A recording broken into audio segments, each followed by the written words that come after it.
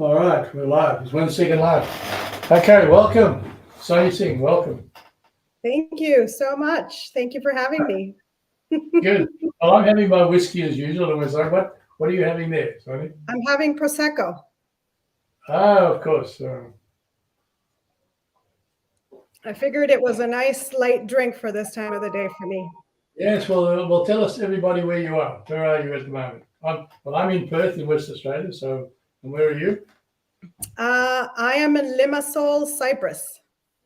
Okay, now I understand is that you're on a quest at the moment, a 97-day quest. Is that right? Tell us about your quest. I can't think of a better word right now. I think quest sums it up quite well. I am on a quest to find a place where I would feel comfortable to own a home by the beach. And so even though this current quest is 97 days, I've actually been on it for a lot longer. I would say I probably have been on it for a year. But, you know, this 97-day period that I'm in right now, it's been concerted in terms of going from place to place to place all throughout Europe that I considered living in that are by the beach. So I've gone through quite a few places. In fact, this one is my last stop. It's just strange that it's not 97. It's not 100 days. 97. I don't know how that happened. It wasn't intentional. It just so happened that, you know, I booked a flight and those were the days that worked out. Like and one of those things like, didn't you want to do 3 days more? So you could say 100 days. Yeah? Maybe just that place you're staying in, just book in for 3 more days. I should extend my plan and say it was 100 days. Yeah, but 97 days was the accurate. You know, it was funny because when we decided that we were going to do this, I thought, how long have I been traveling? And had to calculate back to figure that out. And that's how I figured out it was 97. So it wasn't intentional in any way. Okay, so where have you been so far? So this 97-day trip, I've been to Ireland, Northern Ireland, Scotland, several places in France, several places in Spain, a couple places on the Baltics, Finland, and then now here, Cyprus. Some of those places you mentioned, Finland, Scotland, Ireland, they're not known for their beaches. Well, they've got good beaches, but they're a bit chilly, you know? Yes, they are. But I wanted to see the contrast. I wasn't necessarily looking for a warm beach on the offset. You know, when I sort of thought I just want to live close to the ocean, what I've come to terms with during this trip is that I am looking for warmer weather, because in many of those places, it's, you know, the middle of summer and it's 14, 15, 16 degrees out. And I'm thinking, do I really want to live in this environment? Like, how is it going to be here in the winter? Why do they stay here? Yeah? And a warm day was 22 degrees. And that's, you know, everybody was out in t-shirts and bikinis. And I'm thinking 22 degrees is still not comfortable. So we met here in Perth at the Manor House convention that was organised. Yes. And you picked up an award or two, I think. I think you got 2 awards, didn't you? I picked up 1. Oh, 1. Okay, so you're a poet. I knew that you at the time as a poet. Okay, but now you've got so how many poetry books have you published? I have published 3. So the 3 of them are part of a collection called the Soul Seeker collection. And so it's Embody, Embrace, Embolden, a series of 3. I can show you the covers. I actually don't have the books with me because I'm traveling, but there's Embody, Embrace. Oops, let me try to do that. And then Embolden. So what motivated you to, well, A, to write poetry, and secondly to do that particular collection?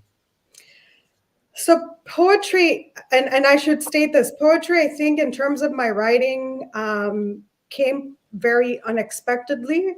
I've always been a fan of poetry in terms of reading it, but I never thought that I could write it. It wasn't my intention, nor did I aspire to it. But when COVID uh, hit and we had right at the beginning lockdowns, I was living alone at the time, and it ended up being a very introspective period for me. I have a habit, and I've had this habit for a number of years now, at least 4 or 5 years, of doing stream of consciousness writing, just to sort of get a lot of my thoughts, the gunk out of my head, uh, get more focused. And what I started realizing during that time is that a lot of what came out was very lyrical. And I go back and read it and think, that sounds kind of poetic.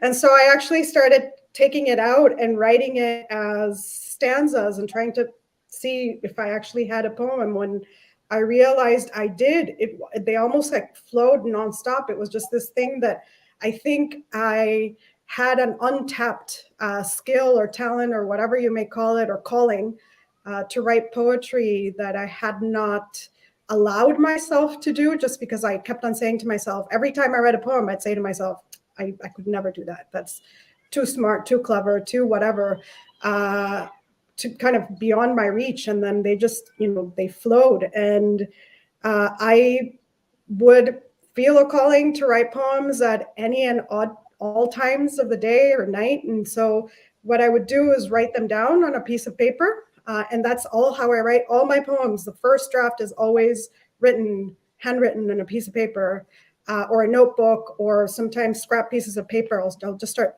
writing things down. And then when I go What about a bar coaster? What about a bar coaster? I have done bar coasters. I have done bar coasters. I've done napkins. You get back from some bar someplace and you think, have a dim recollection, and you got all these little round and funny octagonal things, and you go, why did you flip it out? Oh, now, yeah. Hey, that's not too bad, is it? I've done it on ticket stubs. I've done it, anywhere where I can find a pen and something to write about. And, it's just, sometimes you just want to capture it in that moment and just write it down. Would you mind reading one of them to us?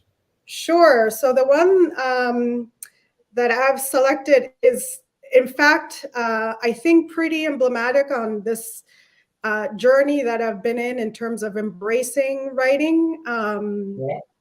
And it's in the second book, Embrace, and it's called Land of Dreams. And so here goes. Okay. It took me years of obsessive visualizing. It felt comforting. I lived in a land of dreams that fueled delusions, cocooned in the make-believe, pleasantly unaware of being awake, creating incredible, fantastical worlds that never came to be. I will continue no more. That is done now. There is no more denying. I am eager to experience life in real adventure. Take a true journey, cherish the moments, attentive to what is present. Take a hard look in the mirror. This dimension deserves my attention, a captive participant, rising to meet the tangible. Grab the horns and hold on tight, knuckles turned white. Grasp the click of the clock, where tails prick the skin, activity creates soreness in the soul. Magic raises goosebumps to the spirit. Following the well-lit road, I finally feel I have come into my own. Well, good. Well done. And also well read. Thank you. Very nice. Yeah, but that was part of the experience of me kind of waking into writing poetry, that I felt that a lot of my life before had sort of been daydreaming, walking in a make-believe world. And when I really embraced that, what I really truly wanted to be was a writer, that's when I felt like I was finally living. And your novel? Tell us a bit about your novel. So my novel is called Lonely Dove. It is coming out September 27th. And it's a story about a lady called Angeli, or Angie for short, who starts getting visions about a soulmate, and she starts going on this goose chase to try to figure out who the soulmate is. But in that goose chase, realizes that what she really needs to do is go in deeper into herself. So yeah, that novel is, in fact, I started writing that 4 years ago. So I started as a novelist, and it's just taken me a while to get that book out into the world. The poetry somehow came out first, even though I started working on it afterwards. So what is that based upon, the novel? Is it based upon some true experience, or? I mean, I think in all of my novel writing, or even short story writing, because I do a lot of short stories, and sometimes those eventually give me ideas for novels. I do draw from my life, but it was more of an imaginary thought of putting different things together to create this one experience for this character. I do sometimes tend to get visions and things like that. And so I drew from my experience of doing either visions or meditation. And I wanted to also tie in a lot of multicultural experience, because I have a diverse background, and I wanted to bring that into the forefront. So I drew from many places. My story is not her story, though. I'll come back to this topic. Your background, you said you come from a diverse background, and Singh is an Indian name, but you say you have a diverse background. Yes, so my family is all from India. My parents, when they got married, they moved to Mexico. So I was born in Mexico. And then when I turned 5 months, I think, they moved to Colombia in South America. So I grew up in Colombia. I spent all of my youth there. When I turned 18 and went to university, I moved to the United States. And so I stayed in the US for a number of years, then moved to Hong Kong for about 4 years, and then went back to the US. Well, that sounds like a normal, normal childhood. No, there's nothing unusual about that. No, that's pretty normal. You can flash your passport. People will look at you and go, "I'm a Mexican." What? I say, no, you're not. Yeah, I get that a lot. I can tell you, going through immigration with the amount of travel I do, I get that a lot. Like, they look at me thinking, you look Indian, you have an Indian name, but how could you possibly have been born in Mexico? And there's many people who've asked me for a birth certificate to say, can you prove that you were born in Mexico? I'm like, I don't actually travel with them. So what passport do you put on the desk? Right now it's the American one. But for many years it was a Mexican one, which, I mean, I still have the Mexican passport, but yeah. That must have been a lot of fun, no? Yes, it has been a lot. The guy go, look. Huh? Yeah, but even in the American one, it tells you, like, you have to write the place of birth, and so it still says Mexico. So I do. Okay. Yeah, they still look at it thinking, huh? Your accent is like American, but not that pronounced. But American accents, depending upon where you are, obviously. What? Sure. I mean, it came most likely because in Colombia, I went to an American school. So in Colombia, a lot of the schoolings are based on languages. So in Cali, the city where I grew up in, there was a French school, a German school.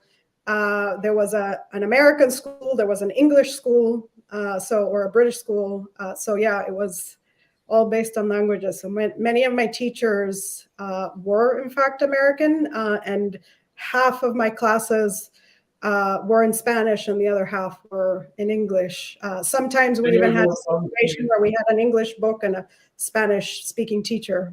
So you're fully bilingual, English and Spanish? Yes. Well, I do hear that Spain's got some wonderful beaches. That'd be a dead easy place for you, wouldn't it? Yes. So that's why I did consider Spain, or I am still considering Spain. There are some beautiful places along the coast. They have quite a bit of coast in the country. So. I believe it's not that expensive either. No, it's not. And the food is delicious. So. Yeah, I believe so, yeah. Yes. Isn't that where paella comes from? Is that, am I right? Yes. Or have I got the wrong Yeah, place? no, paella is Spanish. Yes, for sure. No, okay. All Yeah. right. So just come back to your poetry for a bit. So when you write stuff like on the back of bar coasters, and we'll get back to why you were in a pub, for so long writing poems. But anyway, don't embarrass you, but anyway. Um, but so what you're saying, you do find that the words sort of flow out, Mhm. and you write them down. And do you find sometimes that when you write the words down, they only probably make sense to you Mhm. at the time? Absolutely. And then and Absolutely. then and then you find the following. So you publish it, and then people read these words which you think only made any sense to you, and they come and say, "I'm so glad you understood what I've been thinking all these years," and they explain something to you, and you think, yeah, and then you say to them, "Yep, that's what I was trying to get across." Do you have that? Does that happen to you? I People have. see people see things in your poems that you didn't think were there. It's like, uh, Yeah, but I think that's the amazing thing about poetry and perhaps all writing in general is that I have this moment. I want to capture it because of whatever comes, and I'm just trying to jot things down. I'm not really concerned about how other people are going to read it. I'm writing it for me in that moment. And then you publish it and put it out there, and you think people are, I mean, in my mind, I always think people aren't going to understand what I'm trying to say. They're not, they weren't with me in that moment, so it won't be conveyed, but they have their own life experience. And at the time that they read it, it means something. And that to me already is a shocking thing, but it means something else also in whatever context it is that they're reading it, and they interpret it however they interpret it. And I think that's the beauty of just sharing writing, that it can mean something to you in I the think moment. about thinking of old Van Gogh's famous painting of a Starry Night. Yeah. Is it probably the most well-known, one of the, not the most, one of the most well-known paintings in the world, Hmm. and everybody's interpretation of it. And don't forget, when he did that painting, he was in an asylum, Yeah. looking out a window. He was looking out a Yeah. little window at the That village. was all you could see. So what was in his little head? Who knows? Yeah. Anyway, Who knows? Who so knows? tell us about, so apart from the fact that you frequent bars a lot and write poetry, okay. Sorry, did I miss something? It sound like all I do is write poetry on bar coasters. Well, what I want to say, that everybody interprets things differently. But what do you look? I understand that poetry is kind of a spontaneous thing. You see something, and you put words together and put them down someplace. But what about your actual novel writing habits? Tell us a bit about that. How do you go about writing a novel? Your novel. So my novel, it was my novel. I can be more structured about the novel. I would say even if I get ideas about the novel, I don't necessarily have to sit down and write them on a bar coaster. Somehow they stay in my head for a lot longer. That's good. That's good. And even if I jot down, an idea, I can then, when I sit down, actually flesh it out. And I would not be able to write my novel penned. I think it would. I wouldn't be able to keep up, and my hand would hurt too much to have to work on my novel. Whereas with the poetry, it really does work. The novel, I would say, I'm more structured in the sense that I have set times when I write, and whether it's writing or editing, it all is the same for me. I usually tend to write sort of mid-morning to mid-afternoon. That tends to be the chunk of my day of writing. And What like from 10 till 3 sort of thing? yeah, 10 till 3. Okay. And I can sit down and just pick up and continue wherever I've left off. A lot of times I don't know the story before I start. I know a little bit of where I want the story to go, but I don't know the details. and I have an idea of where I want it to end, but it's more because my writing, especially the novels, are character driven. They're not plot driven. So I have an idea of where I want my character to be emotionally when she starts, and emotionally when the novel ends, but I don't necessarily know how I'm going to get there. I also don't write in chronological order. I will wait until things come, and I start writing it out. And then once I have a draft, my draft is all over the place. I have to then go back and try to say, okay, does the story make sense? How can I plot it so that it works sequentially? What is the best way to do this? And sometimes, for instance, the first novel has a lot of flashbacks. Whereas the one that I'm working on now currently is chronological. There are essentially no flashbacks, or very few. And so, I think about what's the best way to portray this. And then I start putting it together, and then I have to fill in the gaps because there's usually a lot of gaps missing to try to get to the story, and usually a lot that I have to cut out because I tend to be one of those people who overwrite. And then I have to slash and just cut. So, I can have a draft that is easily 150,000 words long and then end up with an 80 novel. And so I essentially cut half of it out. So what do you aim for as a finished product, number of words? Between about 85 to 90,000. That's usually what I aim for. Okay. I'm in the same bracket. Yeah. Yeah. But you write thrillers, though, crime stories, don't you? Crime thrillers, no. But that sort of makes like a nice sized book, That's right. It's like I have 120 odd scenes in it, chapters, which is about the same as in an action movie. Mm-hmm. I did that by accident the first time when I found out. But do you find that best? But what do you do then? Lock yourself in the room and tell everybody to stay away, or what do you do? No, I just I do find my own space. I don't mind if I'm interrupted. I need noise in order to focus. Oh, you need noise. Yeah, it's the way that I learned to study growing up. My brother, who's older than me, used to play music really, really loudly, and it was music that I did not enjoy. But there was always so much noise that I learned to focus with noise. So I usually will have, if music I cannot always do because then I get kind of carried away by the lyrics, and so I'll start wanting to sing along, although sometimes I do that. But I usually have something streaming or TV or something on that I'm not genuinely interested in. So there's background noise. It's kind of like white noise. What they call white noise, like you have a very loud fan going or something, Yeah. Then I can do really well. I can do really well in coffee shops. I can do really well like while I'm traveling. Those things help. I actually do really well in those kinds of loud environments. What about airplanes? I love riding in airplanes. Yeah, you do too.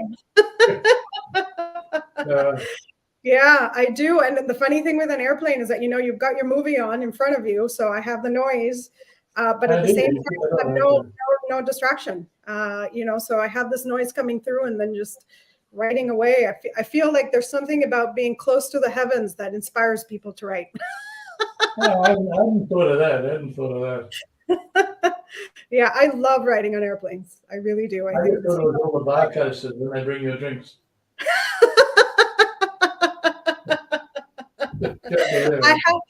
Yes, you did. I have not yet written on an airplane bar coaster, though.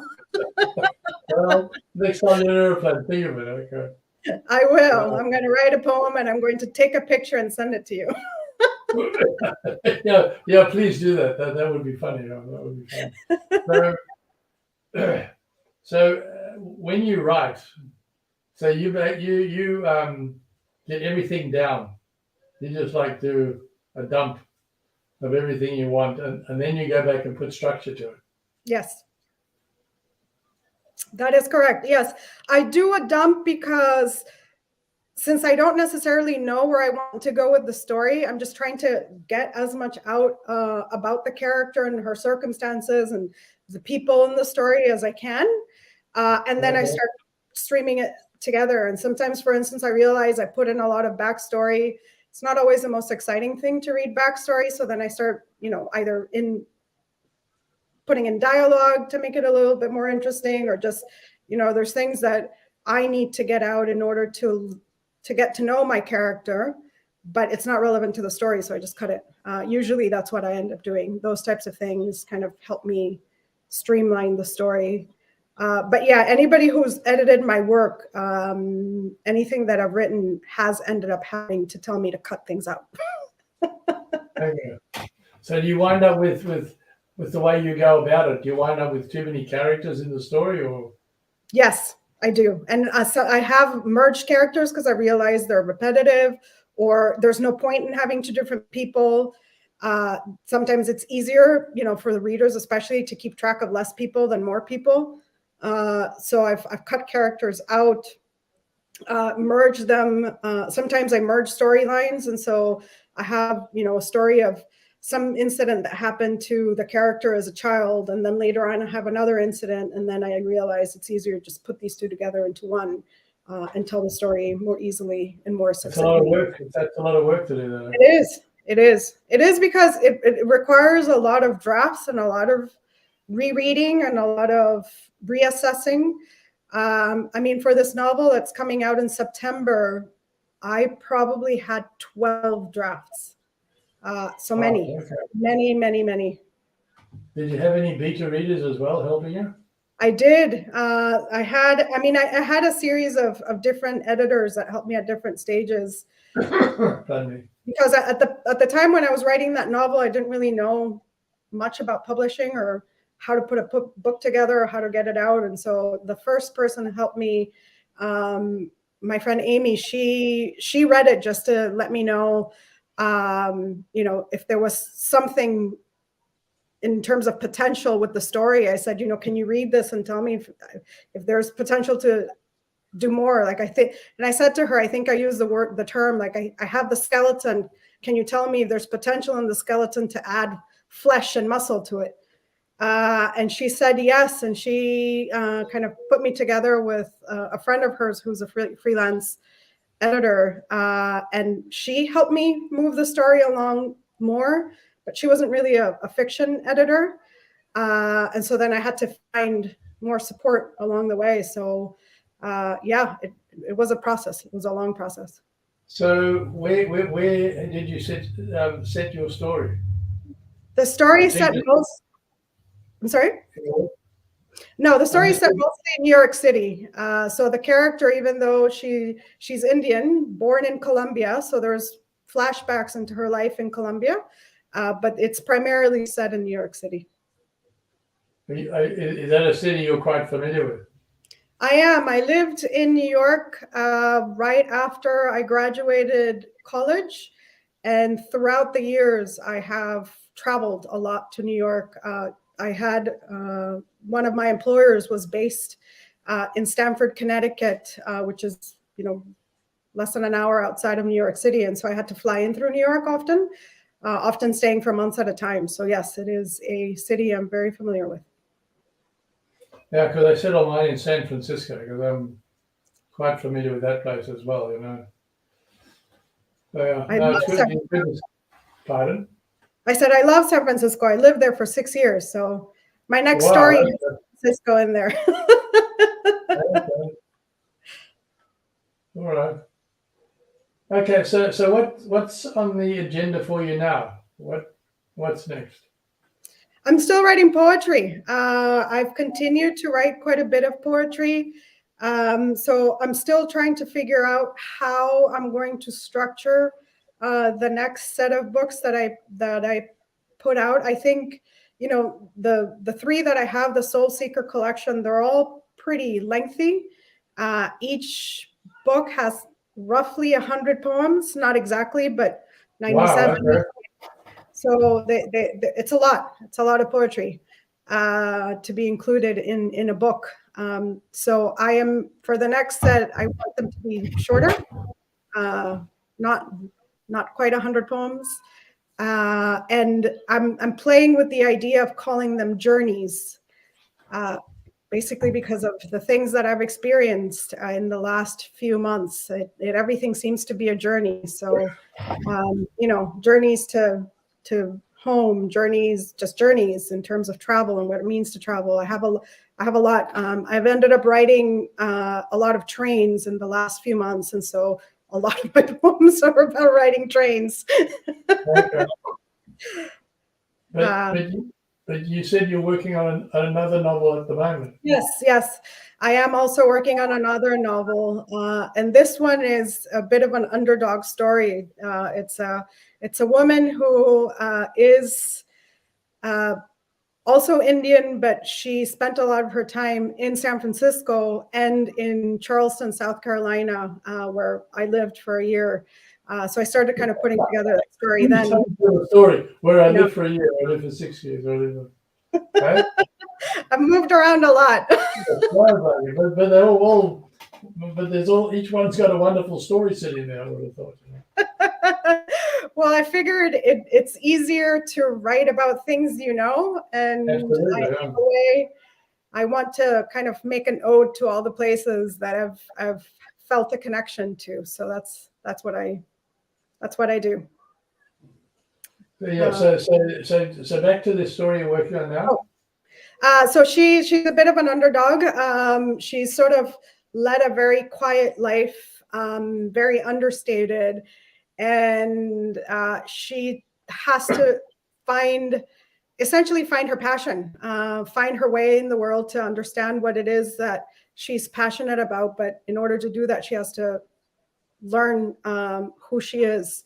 And so, yeah, she goes from essentially a meek start of a character who believes her superpower is to be quiet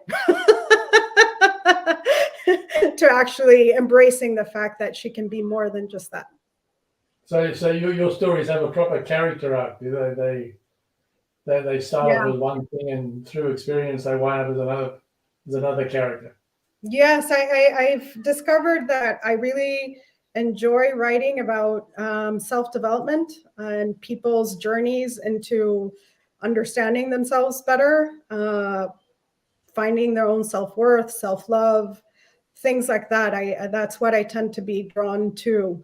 And that's what I've realized, like everything I write, my short stories, novels, even much of my poetry, it's my own internal journey, but it's still, there's a deeper story.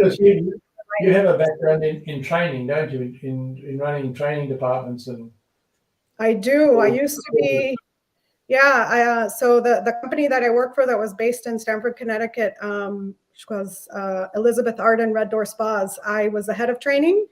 And prior to that, my career was in hospitality, and a lot of what I did was help to open new hotels.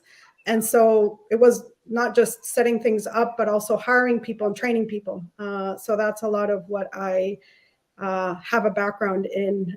So yeah, I think I got the experience of working with a lot of people and helping them kind of grow and learn new things. And that's probably where that comes from. All those stories. So, in training, you take somebody from here and you take them to there. Yeah, and it's also been really wonderful to watch, the careers of people that I either was, involved in hiring or training, and they're starting at a entry level position, and eventually, they grow and they become managers or directors or, their own business owners, and it's such a wonderful trajectory to witness that. So you put a lot of that into your stories about character arcs, because you said it's actually your stories are mainly character driven, not so much plot driven. Yes, exactly. And it comes from that. It comes from just working with people. I mean, I would say that that's something that I do even in my personal life with my friendships. been told often that I kind of give people space to be who they are, and a lot of times that means people come to me to kind of discuss their inner issues, things they don't normally feel comfortable talking about to others. And you know, I sometimes that's all you need to do, just give people space, but then you kind of see how people. We're diverging a bit here from books, but what do you think draws people to you specifically to talk Why about? they come to me? You know, it's hard. It's a little hard for me to answer that objectively, but I would say, at least from what I've been told, is I give people the chance to be to share who they are without judgment. So I think people feel safe coming to me because they know that I'm just listening. That's probably why. But why would they do that? Why would they sense being safe with you? That's a really good question. No, what I'm asking is that, and I'll come back to the question, is that here in Australia, right? We there's I lived in South Africa for a long time, in Africa, right? Where we don't have first world problems over there, right? Mhm. But here we have a lot of mental health issues. Mm. Okay, and I picked up, and one of the other writers that I know, he wrote about his own experience about, particularly about men being slow to come forward with mental health issues, and it's a big issue with all of the mines here. You know, they've suddenly woken up that this is a big problem, but and to encourage men in particular on the mines to come forward and talk about it. But back to the question is that what draws them to you? I pay attention, and I think I pay attention, and I think part of the reason that they're, you know, mental health issues have become a lot more pronounced and prevalent is that people just don't have time. You know, you're sometimes having a conversation with someone and all they're doing is staring at their phone, or they're half listening, or they listen, but then they kind of interject with their own story instead of really allowing you to share. And I don't do that. When I'm talking to somebody, I'm present. I give them my full attention. I don't get distracted. I don't tend to talk about myself in those situations. I just sort of let people open up. And I think that's what makes them feel seen and safe, which is not common these days, unless you're paying somebody, you know, unless you're paying a therapist. It's not a very common thing for people to do for one another. And no, so I would agree with that. But have you thought about actually writing a book about these mental health issues? And I mean, you must have come across lots and lots and lots of people with these issues, and must be some really interesting people with stories to tell. yeah, I have not thought about doing a nonfiction book. I think I'm not saying a non-fiction book. I'm okay, saying, just in general about people with mental just health. change the name would be a good idea. Anyway, unless you got some good lawyers, but I think that that's what I do already with my novels, because in my novels there's always a character that is the support character. So for instance, in the one that's coming out on September 27th, Lonely Dove, there is a spiritual teacher. And so the character is able to discuss a lot of the issues that she has, and this spiritual teacher reflect back to her some of the teachings and the lessons that she can gain from it. And in the novel that I'm working on now, there isn't necessarily a spiritual teacher, but there is a person that comes in to help guide her and provide her feedback so that she may gain those lessons. And there's different people that she meets along the way that mirror some of those lessons. And so I do talk about a lot of these, you know, what is fear? What is insecurity? Why do we have lack of self-worth, or why do we experience anxiety, how to deal with anxiety. I even talk about different methods to teach them, and I incorporate that into the writing, not in a didactic sort of way. I'm not trying to teach somebody, but it is included in a lot of what I write. But I would see a huge opportunity for somebody who you must have met, like in working in the hospitality industry. You started off from the lowest of the low, and not a great and a dreadful background, dreadful home situation, and a huge character arc as they rose to be the CEO or something like that. Right?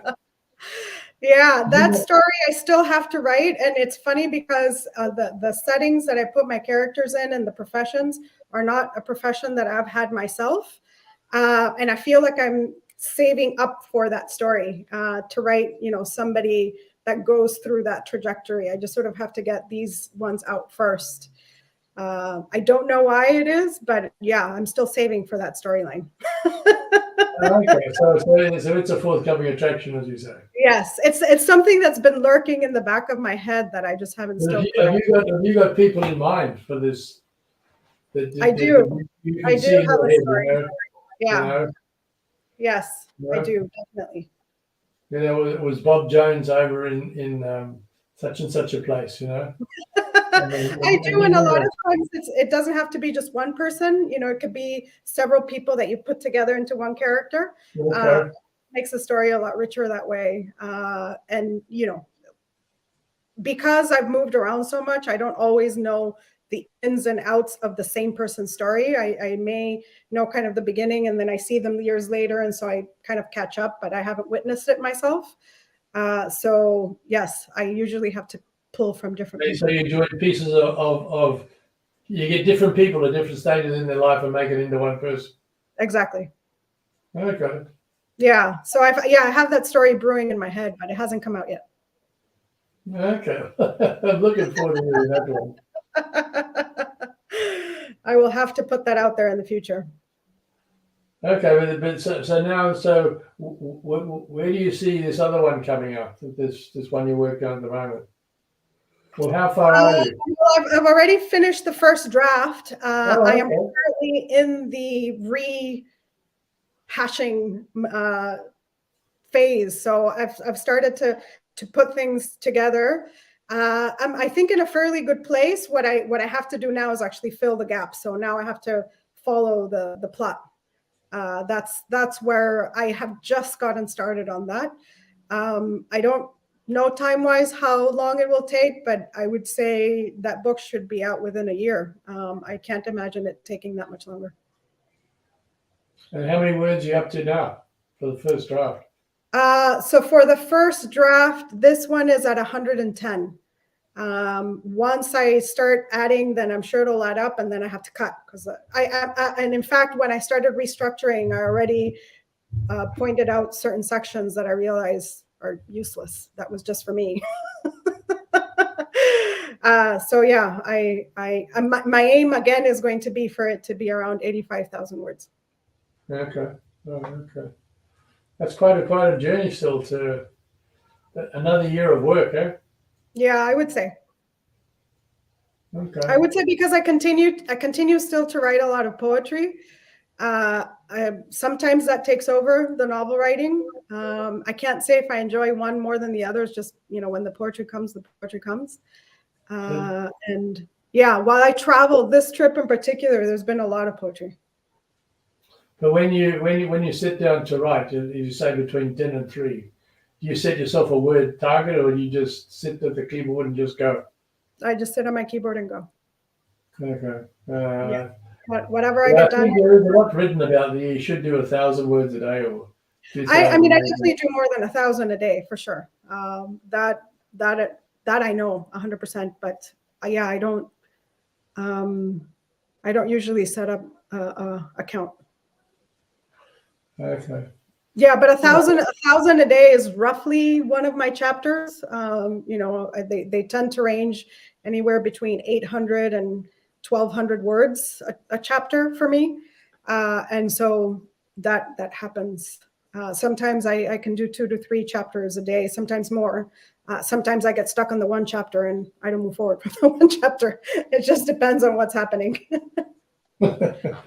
Well, it's been wonderful chatting to you. Yes, well, thank you for having me. I'm glad that we managed to make it work because I know we were trying to figure a time that would work while I was back in the US. I think we started this what? How many months ago? Like 5 months ago? Yes, I would say. Somewhere there, right? With the men Yes. again. Yeah, but if I had been in the US, it would have been kind of 3 o'clock in the morning for me. So the Yeah, fact I know it would have been, yeah. Well, I'd be up very early and you'd be very late, or one of the two. Yeah. yes, I wouldn't have been I wish very. you all the best on your quest. Thank you so much. I may end up in Perth. I may be your neighbor. You never know. Wonderful. That'd be wonderful. Okay. Okay. Cheers, buddy. Bye. Bye-bye. Thank you for having me. You're most welcome.